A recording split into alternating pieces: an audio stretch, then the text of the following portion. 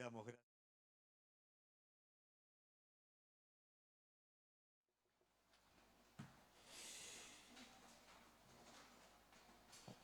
Mientras escuchaba a Gaby y mientras veía cómo a través de la alabanza y de la adoración batallamos, porque batallar, ¿sabe lo que es?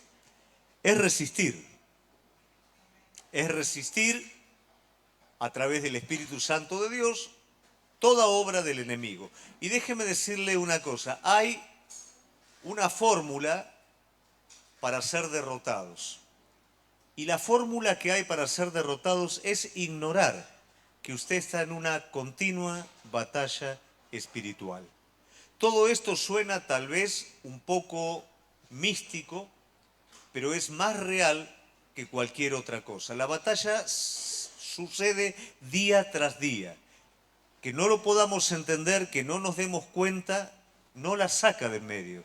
Esa batalla está.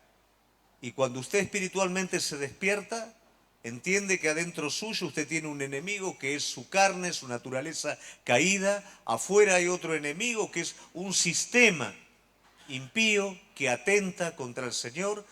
Y por supuesto un enemigo espiritual que trabaja para que usted caiga y para que usted no avance.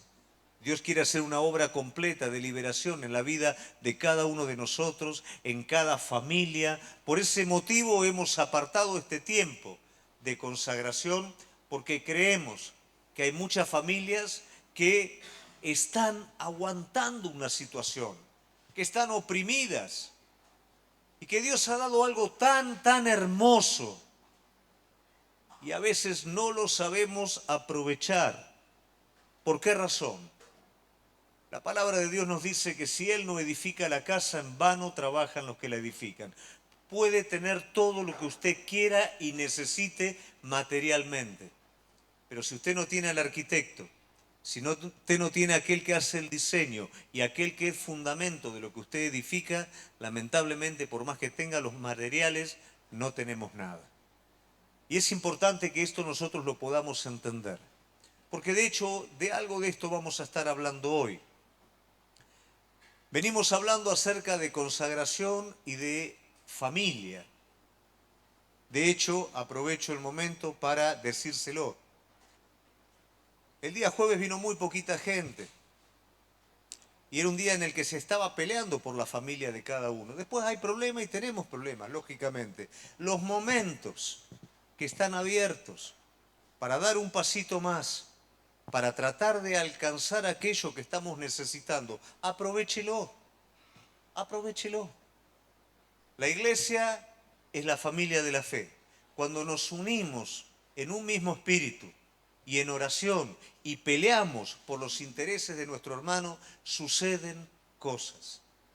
Pero para eso tenemos que estar. No desaproveche los tiempos, no desaproveche los momentos que se proporcionan para poder crecer y ser edificados. Para los que no estuvieron el día jueves, hablamos acerca de propósito y familia. Y tratamos de entender cómo muchas veces ese principio individualista que tenemos nos hace pensar que el propósito nosotros lo alcanzamos solos y no entendemos que lo alcanzamos en familia. Para eso hicimos un recorrido del tiempo de los patriarcas y vimos cómo la promesa dada a un hombre, que fue Abraham, se transmite a través de esta familia, a la familia de su hijo y a la familia de su nieto. Por eso es Dios de Abraham, Dios de Isaac, Dios de Jacob. Y son familias que van creciendo en el propósito de Dios. Y hablamos también de nuestra responsabilidad en virtud a la familia. Cuando yo interpreto que el propósito de Dios es yo solito y no cuido a mi familia, por supuesto el descuido mismo de mi familia va a atentar contra el propósito de Dios. Porque voy a descuidar a mi familia se va a romper, se va a lastimar. Y realmente la familia es un regalo que Dios nos dio para que después de todas las inclemencias que vivimos en este mundo, en este tiempo, llegamos a nuestra familia y nuestra familia en nuestra casa puede ser un centro de paz, un oasis de tranquilidad, un lugar en donde el Espíritu de Dios pueda estar ministrando a cada uno de nosotros. Si eso se pierde, muy lejos no podemos llegar. Entonces entendimos que el propósito de Dios no era solamente para hombres, era para familias. Y llegamos, en lo que habíamos hablado, hasta Egipto, hasta Gosén, que es hasta donde llega Jacob con toda su familia, que son un grupo de 70 personas. Luego pasarán 400 años, esas familias, ¿no es cierto?, se mezclan con los pueblos, se convierten en tribus, y luego, pasados los 400 años, ya no son 70 personas, ya esa promesa que se le dio a un hombre, que se fue transfiriendo por medio de las familias, ahora es un pueblo multitudinario. En esta noche yo quiero hablar acerca de un momento en donde, una vez que este pueblo creció, entró en la tierra prometida, tomó posesión de gran parte de la tierra prometida, su líder, que ya está terminando su tiempo de vida, va a dar un doble discurso, y en ese doble discurso él va de alguna manera a reafirmar este principio que hablamos el día jueves. Él va a atribuir no solamente a su vida, sino a su familia también, la responsabilidad de una continuidad en el propósito de Dios. Es importante que nosotros podamos entender este principio. Es importante que podamos entender que Dios tiene un sueño y un plan para tu vida, y no lo vas a alcanzar solo, lo vas a alcanzar con tu familia. Pero como dijimos el día jueves, eso es trabajo. Amén. Vamos a ir a la palabra de Dios, al libro de Josué, capítulo 24, versículo 14 al 16, y vamos a ver algunos aspectos en esta continuidad de consagración y familia. La palabra de Dios dice así, versículo 14, ahora pues temed a Jehová y servirle con integridad y verdad, y quitad de entre vosotros los dioses a los cuales sirvieron vuestros padres del otro lado del río y en Egipto, y servid a Jehová. Si mal os parece servir a Jehová, escogeos hoy a quién sirváis. Si a los dioses a quienes sirvieron vuestros padres cuando estuvieron al otro lado del río, o a los dioses de los amorreos en cuya tierra habitáis. Pero yo y mi casa, y ahí está el principio, serviremos a Jehová. Entonces el pueblo respondió y dijo, nunca tal acontezca que dejemos a Jehová para servir a otros dioses. Y hasta ahí la palabra del Señor. El contexto en el que Josué está dando este discurso es otro discurso previo a este, que él va a hablar al pueblo. En este discurso él le está hablando a los líderes del pueblo. ¿Por qué razón? Porque Josué es un líder que ya está por terminar su tiempo, y todo líder verdadero, todo líder espiritual verdadero se preocupa de algo, que todo aquello por lo que trabajó toda la vida no pierda su esencia y tenga una continuidad correcta. Todo líder espiritual verdadero teme que en un futuro aquello que tan cuidadosamente trabajó se desvíe detrás del error o se convierta en cualquier otra cosa. Entonces, él va a renovar el pacto. Él va a juntar al pueblo para que en el pueblo pueda haber una renovación, una consagración nueva, de manera que cuando Él no esté, todo pueda seguir de la forma correcta. Si de alguna manera tendríamos que definir éxito en el liderazgo y en la familia, el éxito sería esto: que lo mejor que hoy está de parte nuestra se multiplique de la manera correcta en nuestra generación y en la próxima generación también. Pero para eso, como dijimos el día jueves, hay que trabajar. Entonces este hombre de Dios se encarga de dar un discurso a todo el pueblo. Y este discurso usted lo va a ver en el capítulo 24, empieza de una manera. Jehová dijo, esto es muy particular. ¿Por qué razón? Porque Josué no era profeta. Este hombre de Dios no oficiaba de profeta, sin embargo, Dios va a utilizar su vida para que en este discurso él pueda ser un vocero de Dios. Un hombre de Dios como Josué, ¿por qué razón va a ser usado como profeta? Un líder espiritual como Josué no es un hombre que va a aceptar que el estándar de lo divino descienda. Como que decimos nosotros ahora, que baje la vara. Que el propósito de Dios para que sea más aceptable a otros se lo pueda mezclar o mixturar con otra cosa para que todo el mundo lo acepte. Porque si eso pasara, iría en contra de lo que sería un profeta. Hoy por hoy la palabra profeta a muchos nos es familiar porque sobre todo quienes frecuentan en la red van a estar viendo de manera continua un montón de personas que o son profetas o se autotitulan profetas. Yo no voy a juzgar a nadie, pero sí quiero decirle algo a usted. Un profeta es un hombre de Dios que mantiene el estándar del Señor en el nivel que corresponde. Por ende, rara vez un profeta de Dios va a ser una persona masivamente aceptada. ¿Por qué razón? Porque no siempre las personas quieren el estándar de lo que el Señor quiere. Por eso también van a ver a lo largo de la palabra de Dios muchos profetas que no eran verdaderos. ¿Y en qué constaban estos profetas? Que le decían al pueblo lo que querían escuchar, sin tocar el punto del pecado, sin tocar el punto de lo que estaba mal. No importa, vos seguí mal, pero te va a ir bien. Una gran mentira que hacía que multitudes lo siguieran, que aceptaran eso, aceptaran aún una pseudo prosperidad que acontecía en sus vidas, pero siempre todo eso terminaba mal. El profeta verdadero no.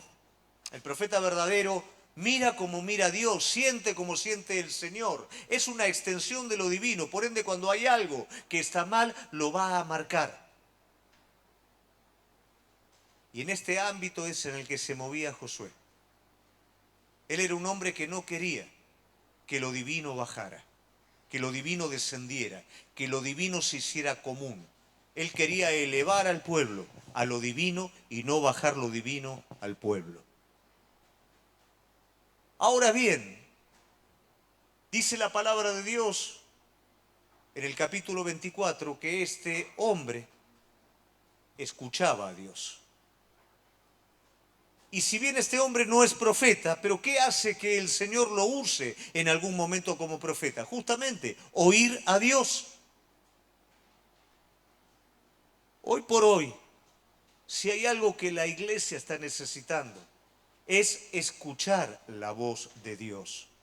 Generalizamos con la voz de Dios, llevándolo a la predicación, llevándolo a un estudio, pero hay algo que eso, si bien no está mal, pero que es mucho más profundo que eso, y es la palabra de Dios revelada por medio de su Espíritu Santo. En los tiempos de Samuel, el profeta Elí se había adormecido en su vida espiritual y sus hijos estaban haciendo cualquier cosa menos lo que tenían que estar haciendo.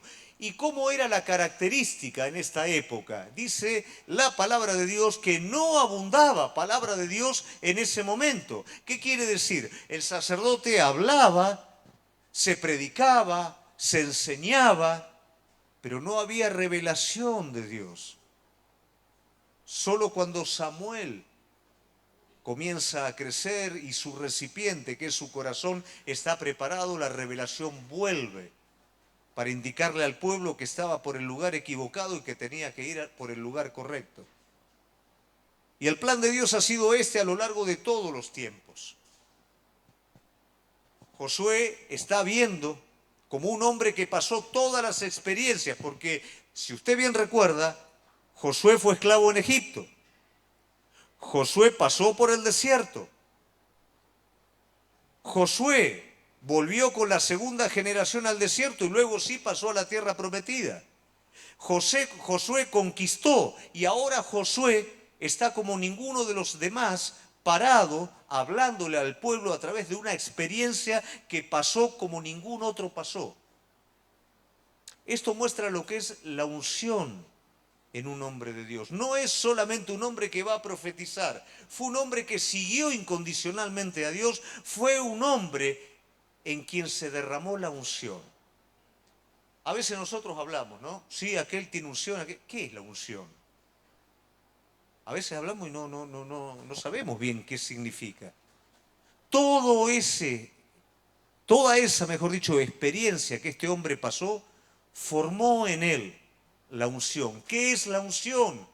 La unción es la consecuencia de mantenerme fiel, siguiéndolo a él, negándome a mí mismo, tomando lo divino, sacando lo natural, renovándome en un carácter espiritual que me va llevando cada vez a ver más las cosas como las ve Él, cada vez a hacerle caso omiso a mi corazón carnal y comenzar a hacerle caso a la dirección de su Espíritu Santo. Y eso, por supuesto, despertó en Josué sabiduría, despertó en Josué discernimiento, y eso lo lleva a él a un lugar en el que él está viendo el pueblo y está diciendo: si no entienden lo que yo hoy estoy queriendo decirles, lamentablemente, de aquí a poquito, todo lo que les fue dado a ustedes lo van a perder. ¿Qué le fue dado a ellos? La tierra prometida. ¿Qué es la tierra prometida? No son cosas. Eran cosas en ese momento. En ese momento era el propósito de Dios, en ese momento era una tierra física, pero hoy la tierra prometida es un estado espiritual. Es la vida de Jesucristo adentro de cada uno de nosotros. Es el señorío del Espíritu Santo, lo cual es la unción, adentro de cada uno de nosotros. Toda la experiencia que este hombre pasó lo llevó a eso. Él pisaba físicamente la tierra prometida, pero él vivía la tierra prometida en su corazón. Y él sabía que si el pueblo no tomaba en serio las cosas, lo que le había sido dado por Dios lo iba a perder. Y de hecho, esto ustedes saben que pasó. Siendo que tenía promesas, siendo que Dios peleaba por ellos, lamentablemente el pueblo de Dios descuidó, reemplazó a Dios por ídolos, y el resultado fue que contaminó la tierra que el Señor le había dado, perdió el estado espiritual y también perdió la tierra. Luego, por supuesto, fue restaurado el pueblo tras un montón de sufrimiento, de trabajo, pero yo pienso, yo lo tengo todo y vos también lo tenés todo. Estamos en construcción y alguno está construyendo tal vez más avanzado que otro, pero todos tenemos lo necesario. Pero solamente nuestros ojos espirituales pueden abrirse y solamente podemos disfrutar y participar de lo necesario cuando nuestro estado espiritual es correcto. De lo contrario, lamentablemente, aunque lo tengamos todo a nivel físico, no vamos a tener absolutamente nada. Esto es lo que está viendo Josué. Josué está viendo, si el pueblo no hace un cambio ahora como tiene que hacer, lamentablemente cuando yo ya no esté vivo, van a perder la tierra prometida. Querida iglesia, si no hacemos el cambio correcto, el cambio espiritual correcto, en el momento correcto, todo lo que el Señor nos dio lo vamos a perder. Vamos a perder la tierra prometida. ¿Qué es la tierra prometida? No es un coche, no es una casa. Capaz que vas a tener más coches y más casas. No es eso. Vas a perder a Cristo en tu corazón. Y si perdés a Cristo en tu corazón, perdés todas las cosas. ¿Se entiende?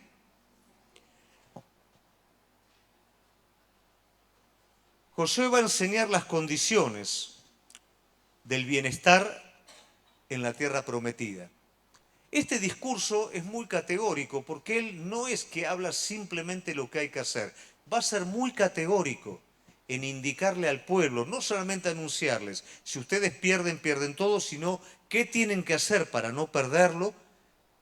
Y van a ver que Josué va a desafiar al pueblo a tomar decisiones para no perder lo que tienen. Muy bien. En el versículo 14 va a hablar de Josué 24, versículo 14, va a hablar de lo que implica una relación, lo que nos va a dar el Estado, esencial. ¿Y qué dice? Temed a Jehová y servirle con integridad y verdad. Quitad de vosotros los dioses a los cuales sirvieron vuestros padres al otro lado del río y en Egipto, y servid a Jehová. Hay dos puntos que él va a estar hablando y es temor a Jehová y servicio. Muchas veces nosotros por o no conocer o no haber aprendido un poquito más la palabra, tomamos la letra como nosotros generalmente asociamos con otras cosas. Entonces, cuando hablamos de temor a Jehová y servir a Dios, ¿qué nos imaginamos? Tenerle miedo a Dios y estar en la iglesia. Usted teme y sirve a los ídolos. ¿Qué me dice, pastor? Sí. Usted tiene miedo muchas veces de la persona de la cual usted depende. Muchas veces tiene miedo que esa persona no le dé lo que usted está necesitando. Usted sirve, haciendo mucho más de lo que tiene que hacer para obtener lo que usted está queriendo. En ese sentido, hay temor y hay servicio a los ídolos. Pero ¿cómo es en el caso del Señor? Temer a Dios es considerarlo como Él es. Yo temo a Dios cuando conozco la forma en la que Él me ama. Porque me ama de una manera que no es emocional, que no es sentimental. Su gracia, que me tolera en el sentido de que me perdona y me lava del pecado, es lo que despierta mi temor. Que cuando me equivoco, no me juzga, me restaura. Que cuando soy obstinado, me tiene paciencia. Cuando veo lo que no puedo explicar y veo eso hacia mi Señor, eso es lo que despierta el temor, que no es ni más ni menos que un amor respetuoso. Es una consideración reverente a quien es Él. Y servicio es comunión. Servicio no tiene que ver con hacer cosas. Muchas personas hacen cosas, pero su corazón no está en el Señor. Servir a Dios es adorarlo. Servir a Dios es amarlo con todo el corazón y ahí se desprende todo tipo de acción práctica que nosotros hacemos. Pero si no está lo primero, por más que yo haga lo que haga, dice la palabra de Dios que soy metal que suena.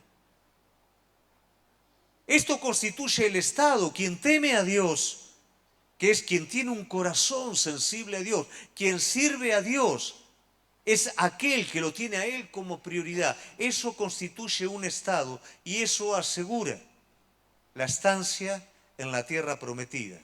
En la estancia del Antiguo Testamento, que no era ni más ni menos que no perder lo físico, pero en el Nuevo Testamento, la estancia de no perder al Espíritu Santo, no constrictarlo adentro mío, sino que Él siga siendo Señor de mi vida. Eso mantiene mi vida en ese lugar. Como dije anteriormente, Josué se explaya de una manera muy profunda. Y en el capítulo 24, también en el capítulo 23, va a hablar de los ídolos y lo va a poner como condición. Yo no puedo tener temor de Dios, servir a Dios y simultáneamente temo y sirvo a los ídolos. Entonces acá les está diciendo, se tienen que despojar de esto. Ahora, ¿cuáles son los ídolos de los cuales habla Josué? Él también va a hacer un reconto desde Abraham hasta el momento en el que están. Y él dice, recuerden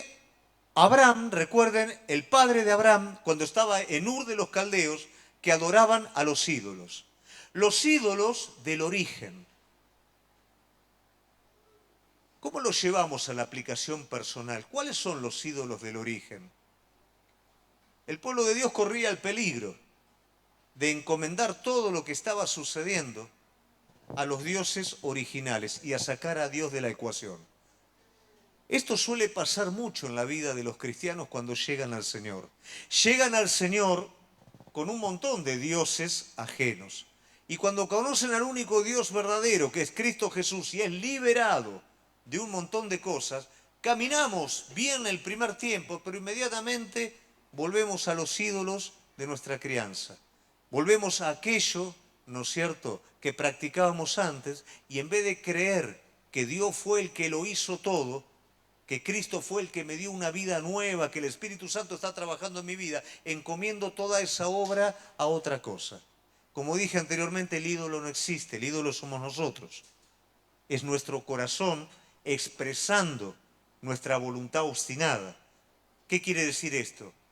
Que a veces caminamos el camino, perdemos el sentido de gratitud sobre lo que Cristo hizo y creemos que somos nosotros los que fuimos haciendo todas las cosas desde el principio.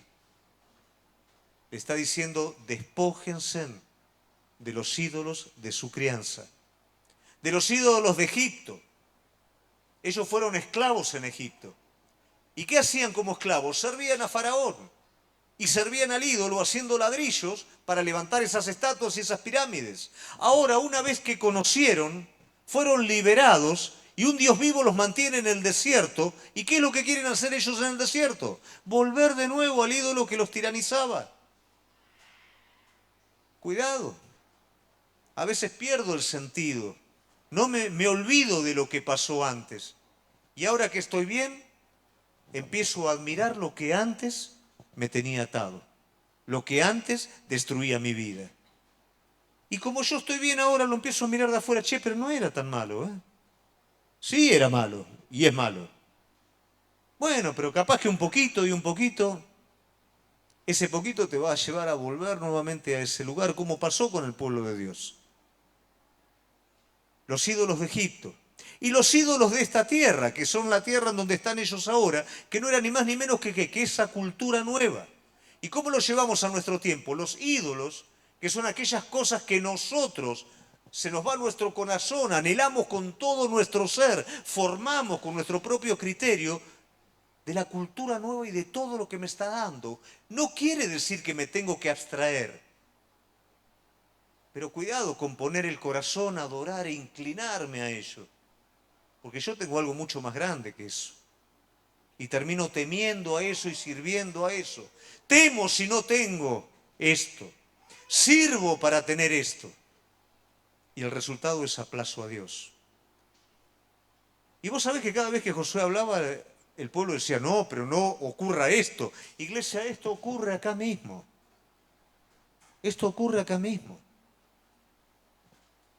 ¿Cuántas veces estamos adorando, estamos ayunando y estamos atendiendo el teléfono de un cliente? Es un tiempo que yo dediqué a Dios. Es un tiempo en el que yo estoy buscando, y aún muchas veces hasta en los cultos. Pero ¿qué pasaría si en el medio del trabajo en el que yo estoy me está llamando alguien con una necesidad o algo que requiere? No, estoy trabajando. Digo cosas como esas porque las hacemos de manera natural y usted se va a dar cuenta que ahora los va a enfrentar Josué con eso. Y decimos que no, pero es sí. Nos inclinamos a ídolos, pero no nos inclinamos al verdadero. Tenemos temor del hombre, pero no tenemos temor de Dios. Y esto no es para exhortar, esto es para advertir que no perdamos semejante tesoro que nos fue dado. Tengo muchos años, iglesia, de ministerio, de caminar. Personas que parecía que jamás y descuidaron, amigos míos. Y su estado se desvaneció. Y comenzaron a adorar lo que no tenían que adorar y a servir lo que no tenían que servir. Y se perdieron. Y hoy, dicen, Gustavo, yo me cuesta creer en lo que creía antes. Era como el adicto, ellos pensaban que lo manejaban. Estaban tan seguros de sí mismos que creían manejarlo, lo perdieron. Iglesia, estamos a tiempo. No podemos perder la tierra prometida, no podemos perder la tierra de la que fluye leche y miel por descuido de nuestro estado espiritual. Nadie más es responsable del estado espiritual que vos. El pastor te puede predicar, te puede hablar, el que está al lado tuyo te puede ayudar un poquito, pero después sos vos. Y es parte de lo que Josué va a estar instando al pueblo. ¿Se entiende hasta acá, iglesia? ¿Vamos bien? Josué desafiará al pueblo y a los líderes con el ejemplo de él. Y acá tenemos este hombre que el Señor está usando como profeta, que pasó por todas las experiencias habidas y por haber. Entonces este hombre no dice ustedes, este hombre está diciendo yo. Este hombre está diciendo, yo no sé si ustedes van a querer servir ídolos. Esto es un verdadero líder, porque este líder no tiene miedo que todo el pueblo se vaya detrás de la vanidad. Este líder está poniendo las cosas como corresponde y está diciendo, yo no sé a quién quieren adorar ustedes, si a los ídolos del otro lado, de Egipto, de esta tierra, pero este líder está diciendo, mi casa y yo serviremos a Jehová. Ni siquiera está diciendo yo, como hemos hablado anteriormente. Está diciendo mi casa y yo, y con eso está diciendo, yo tomo el compromiso delante de cada uno de ustedes de dedicar mi corazón completo a Dios como lo vine haciendo desde el día que salí de Egipto, y también lo voy a hacer con mi familia. No voy a obligar a mi familia, pero sí voy a dar todo lo que tengo para que este mismo amor que está en mi corazón esté presente en mi familia también. Mi familia no se va a inclinar, yo no me voy a inclinar a los ídolos de esta tierra, pero sí nos vamos a inclinar al Señor de señores y Rey de reyes. No le vamos a temer a los pueblos de esta tierra porque no queremos obtener nada de ellos, pero sí vamos a tener temor del Señor, quien nos trajo desde Egipto hasta este lugar. En este discurso Josué le está diciendo esto, pero no solamente les dice esto, también les está diciendo, pueblo, esto no es un juego. Si ustedes pierden su vida espiritual, ustedes pierden la tierra que Jehová les dio. Entonces, pueblo querido, decidan hoy a quién van a servir. Decidan hoy si van a servir a los ídolos o si van a servir a Dios. Pero decídanlo hoy. Ese discurso que tiene que ver con cuidado cada vez se va haciendo más específico. Está haciendo un desafío para el pueblo a que tome conciencia. A veces nosotros solamente queremos en la iglesia aliento. Necesitamos aliento y muchas veces lo necesitamos. Pero en la medida que vamos creciendo, nos vamos dando cuenta que no es el aliento lo que necesitamos solamente, es la conciencia. Es entender dónde estoy parado, qué estoy haciendo, cómo estoy. ¿De qué me vale escuchar un mensaje de aliento cuando los problemas no resueltos me están llevando para el lado contrario? ¿De qué me vale querer escuchar lo que yo quiero escuchar si estoy haciendo lo equivocado y no me va a permitir cosechar ese aliento? Pero cuando la persona crece, cuando la persona madura, la conciencia termina convirtiéndose en aliento. Darme cuenta me termina alentando. Darme cuenta que me estoy equivocando me alienta a volver y a tomar el camino derecho. Y esto es lo que Josué está haciendo con el pueblo. Yo no los voy a alentar.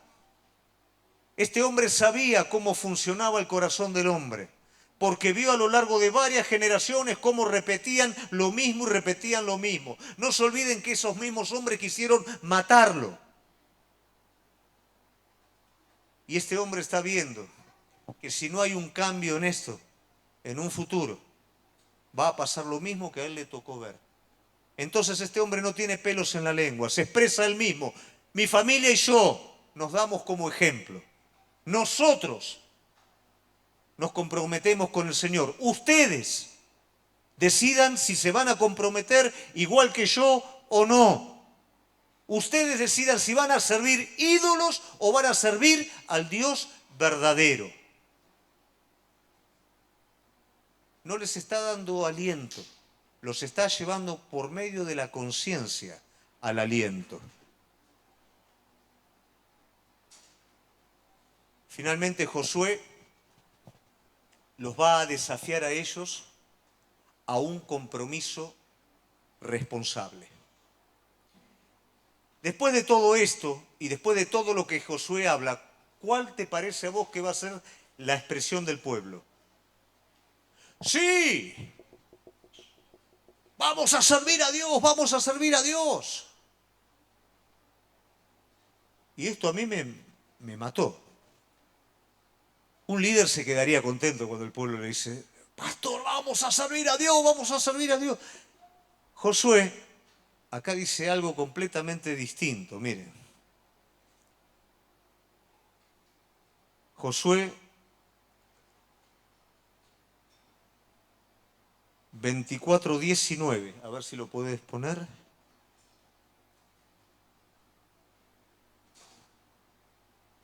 Bueno, Josué le dice, ustedes no pueden servir a Dios. ¿Qué? Imagínate que todo el mundo está, sí, nosotros nos consagramos. No, ustedes no se pueden consagrar. ¿Qué líder hace eso? ¿Qué líder va a desanimar de esa manera al pueblo? Pero acá había una realidad. Él no pretendía desanimar al pueblo.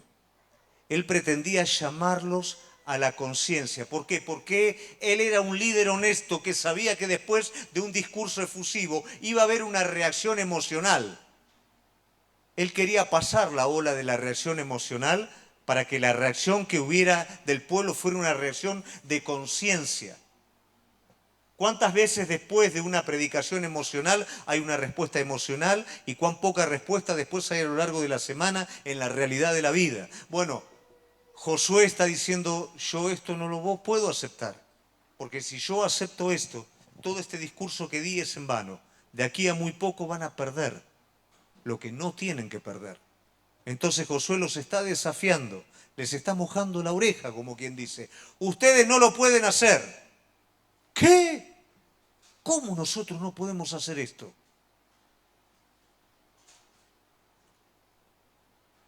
Versículo 23, y ahí nos va a decir por qué.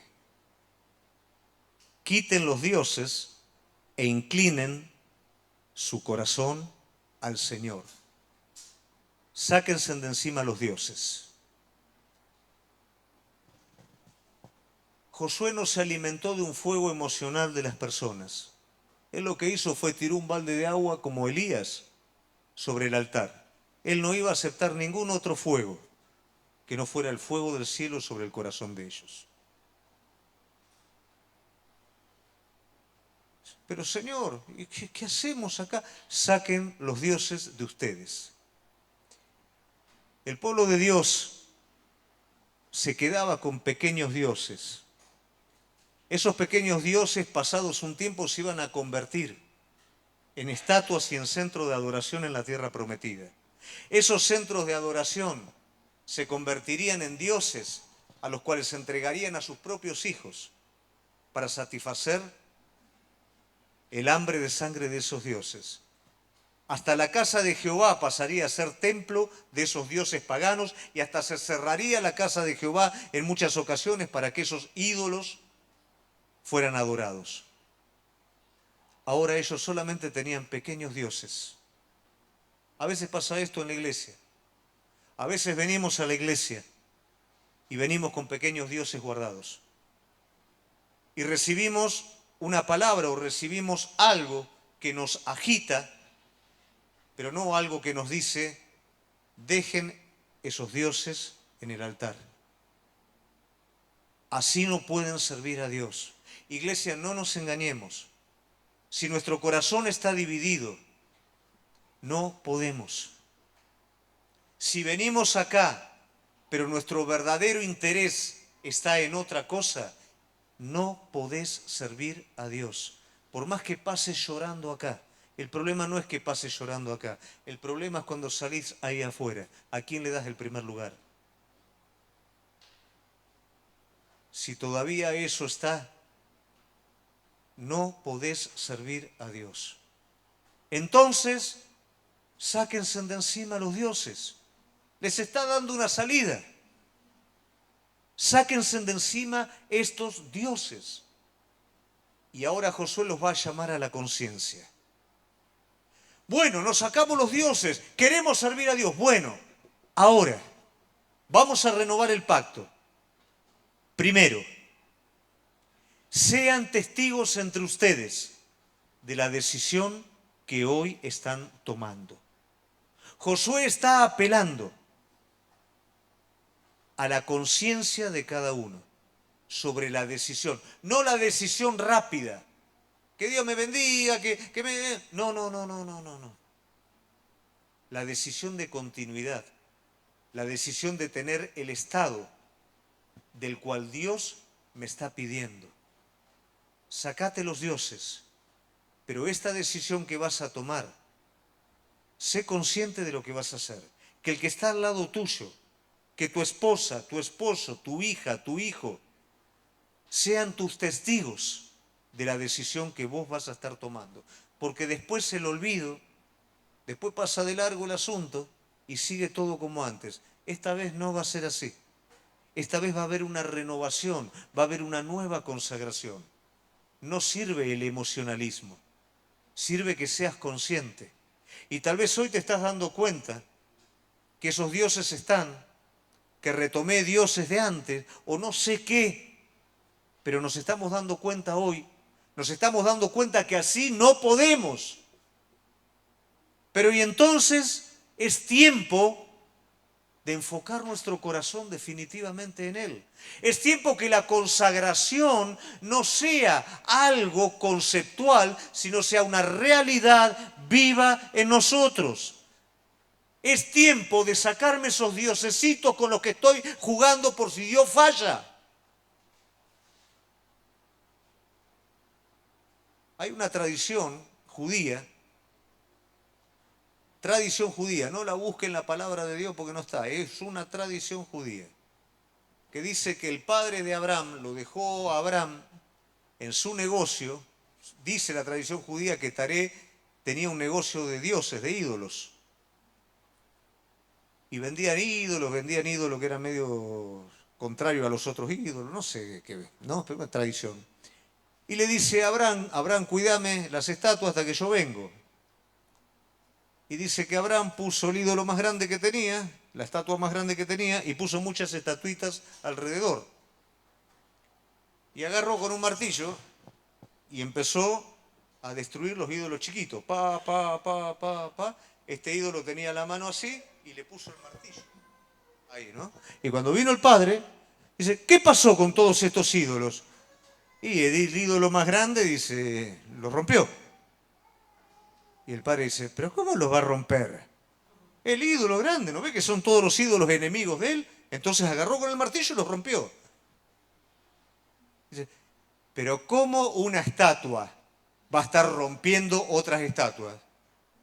Y dice que Abraham le dijo, pero papá, y si la estatua no puede hacer nada, entonces ¿para qué la vendemos? Eso es un ídolo. Es la imagen de algo que no es ni más ni menos que mi corazón proyectado en lo que yo quiero estar haciendo. El Señor dice, sáquense todo esto de encima, por favor. Si no, no me pueden servir. Yo no comparto mi corazón con ídolos, con estatuitas. Yo no comparto mi corazón con bienes materiales. No comparto mi corazón con vanidad. Yo soy dueño del corazón de aquel que me lo da. Y esa era la condición para mantener la tierra prometida, tomar conciencia. Lo que ustedes van a hacer ahora, les dice Josué, miren, porque después se van a tener que acordar de esto. En el libro de la ley va a estar escrito la decisión que ustedes ahora van a tomar. Y en donde estaba la ley de Moisés, Josué anotó la decisión que el pueblo había decidido tomar. Y luego Josué dijo, esta piedra que levanto acá va a ser testigo memorial de esta decisión que ustedes tomen. ¿Qué fue la renovación de esta consagración, de este pacto? La conciencia. Hoy nosotros vamos a hacer un llamado, porque no es simplemente una reunión de consagración. Es un tiempo en el que venimos espiritualmente conectándonos con Dios de una manera más profunda. Para que si realmente nos damos cuenta que hoy tenemos que reconsagrar nuestra vida, renovar los votos, el pacto como lo renovaron ellos, que hoy pueda ser ese momento. Yo no me quiero quedar fuera de la plenitud de Cristo por ignorar mi estado espiritual, por creer que estoy bien y estoy mal. Pero tiene que haber una conciencia. Por favor, sé sensible a tu conciencia, no la endurezcas. Si estás haciendo lo que no corresponde y estás perseverando en lo que no corresponde y estás jugando a dos puntas, no engañes a tu conciencia. Lo peor que puede pasar en la conciencia es que se cauterice. Hay un ejemplo de un indio que definió lo que era la conciencia. Dice, la conciencia es un círculo con un triángulo adentro, que da vueltas.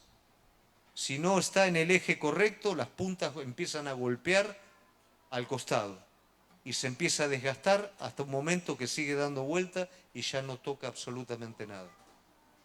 Cuando la conciencia es ignorada, es omitida, se endurece y nos cauterizamos.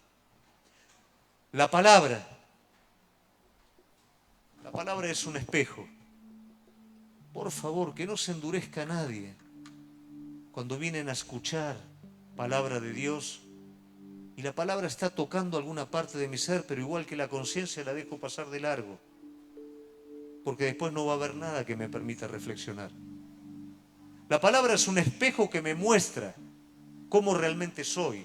Si yo me miro donde me quiero mirar, me voy a ver lleno de pelos y joven. Pero si me miro en un espejo real, me voy a ver pelado y con mis años.